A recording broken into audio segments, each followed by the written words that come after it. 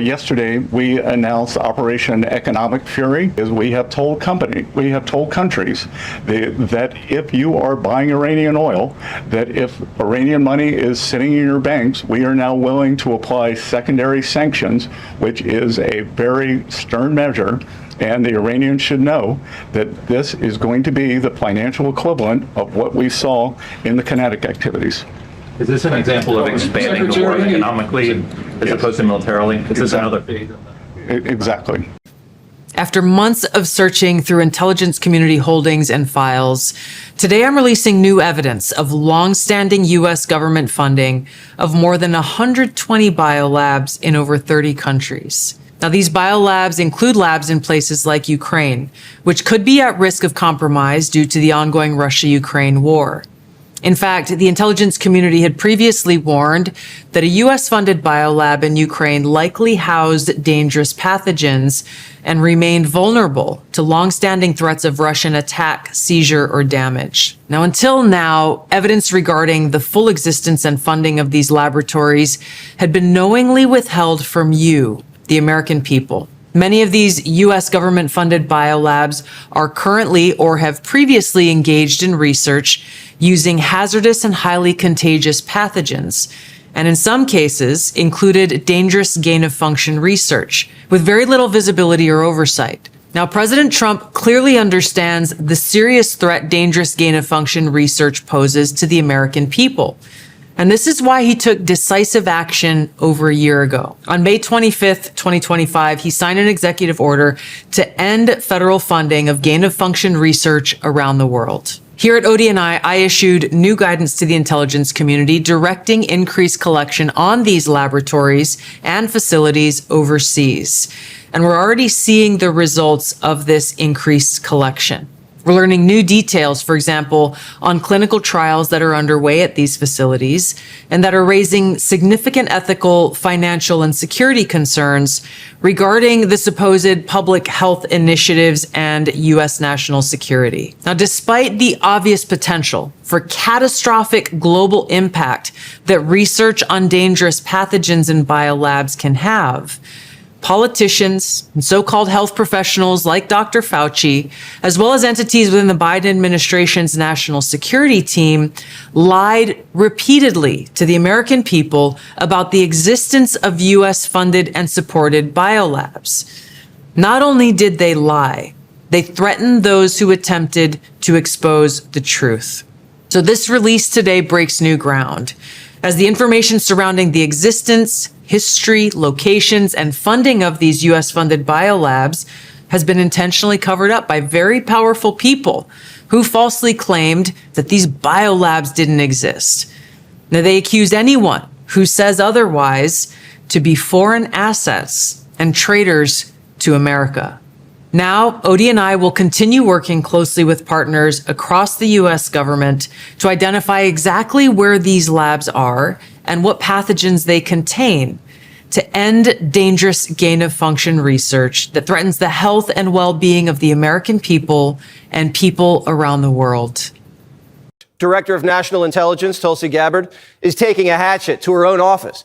She says our spy agencies are bloated, too political, and focusing on all the wrong things. So she's slashing $700 million, along with up to 40% of the workforce, and calling what's left DNI 2.0. Tulsi Gabbard joins me now. So what moved you to reinvent this office? As you know, Jesse, this organization, the Office of the Director of National Intelligence, was created 20 years ago in the wake of the egregious and strategic intelligence failures around the Islamist terrorist attack on 9/11 in our country. And this office was created by Congress to get after those problems, to make sure that there is one independent body providing that oversight over the intelligence community, integrating intelligence, making sure that the left hand is sharing information with the right hand, and fundamentally and most importantly, ensuring that the intelligence that is being provided to the President of the United States is timely, it is relevant, and it is apolitical, objective, that he is actually getting the information he needs to make the critical decisions that he makes every single day. Fast forward to where we are today. ODNI is more than doubled in size. It is bloated with bureaucracy.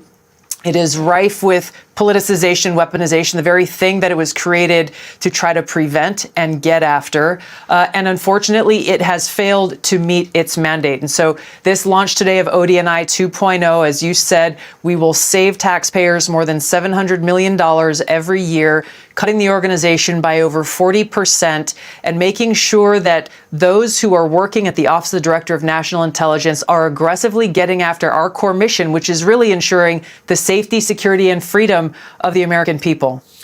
So you're saying when you got in there, you saw them not synthesizing and sharing intelligence as they should. They were mostly hatchet men for the left and sabotaging people?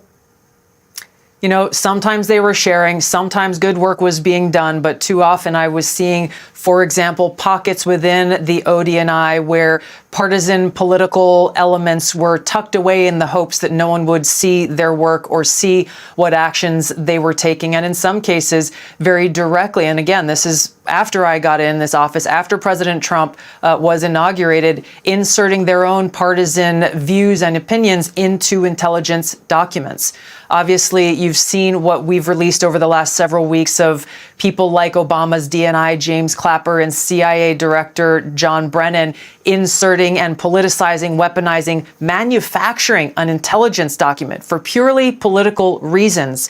This kind of thing, unfortunately, still exists within the intelligence community. The changes that I'm making at ODNI is just the very first step to bring about an end to this dangerous politicization of intelligence that ultimately is undermining our national security and our republic, and make sure that the intelligence community is staying focused on its core mission and then beginning through transparency and accountability to start to earn the trust of the American people that's been broken for a very, very long time. Director, we're seeing that you got rid of the forward malign influencer center.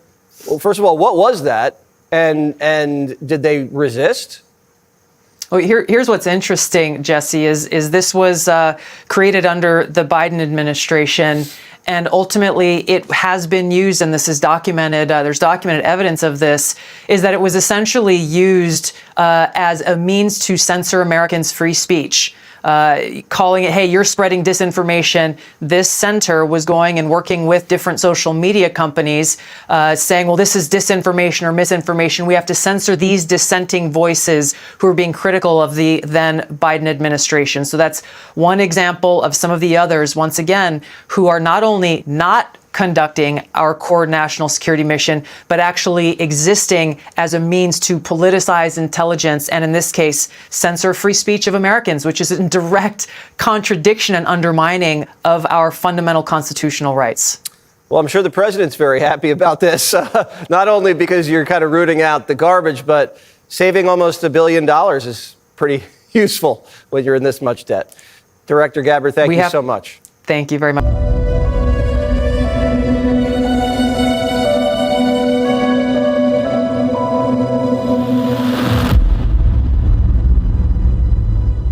Before asking Vice President Vance to speak about these efforts, I want to express our tremendous gratitude to our outgoing Director of National Intelligence, Tulsi Gabbard, who's a terrific person, actually.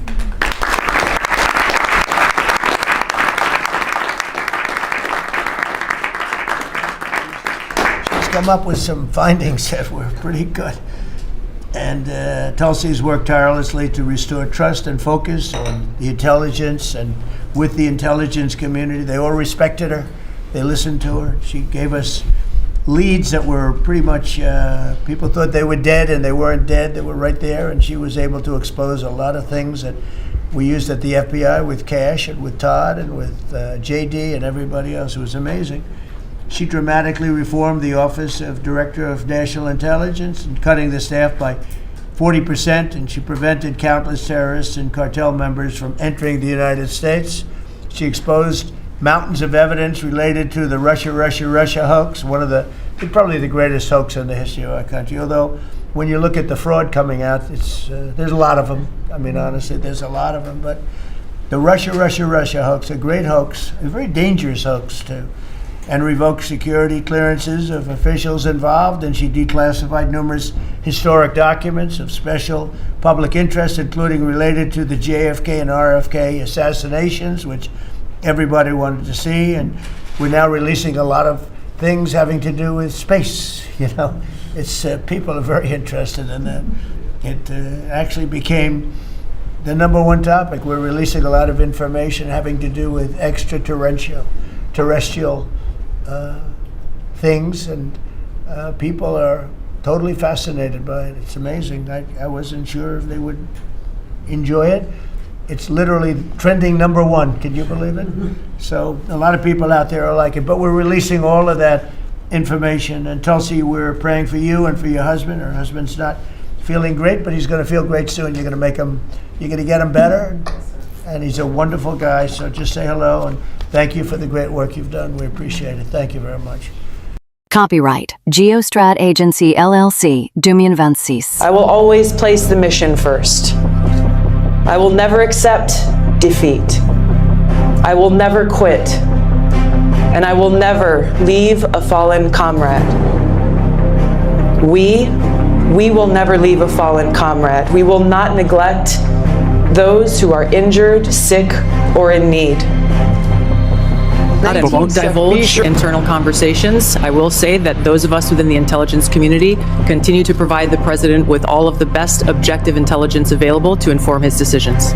The last what the world wants is an insecure United States. We need a strong, healthy, wealthy, self-competent, not warmongering United States to keep peace.